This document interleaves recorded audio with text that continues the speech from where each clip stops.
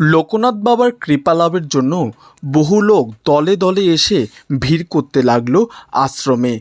বাবার কৃপায় কত শত লোক বিপদ থেকে উদ্ধার পায়, কত লোক দুরারোগ্য ব্যাধি থেকে মুক্তি পায়, কত পাপী তাপী তার চরণধুলো পেয়ে কৃতার্থ হয়। মানুষ নয়, শুধু পশু পাখি কীটপতঙ্গ সকল জীবের প্রতি বাবার ছিল অপার করুণা।